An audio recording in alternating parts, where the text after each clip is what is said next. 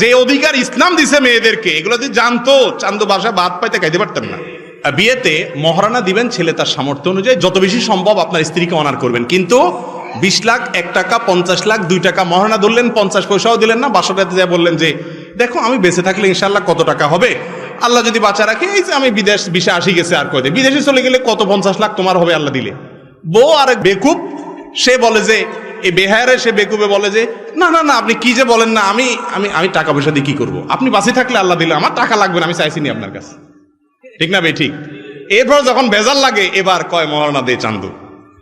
ঠিক না ভাই? ঠিক।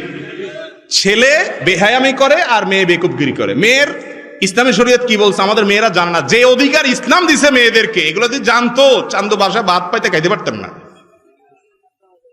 ইসলাম বলে কি শুনেন, কোন মেয়ে বাসর রাত যদি বলে তার স্বামীকে, খবরদার এক কদম সামনে আগাম না চান্দু, ওখানে স্টপ, মহারণা পরিশোধ করবে তার সামনে আগাম, এ অধিকার আছে তার। বুঝেন নাই আমার কথা? ধারে কাছে আসতে পারবে না চান্দু, ও ওখানে ফুল স্টপ, মহারণা সব বুঝাই দাও, গুনে গুনে নিব, শেষ, এবার চান্দু আসতে পারো। এই কথা বলার অধিকার সমস্ত মেয়েদেরকে ইসলাম দিয়েছে।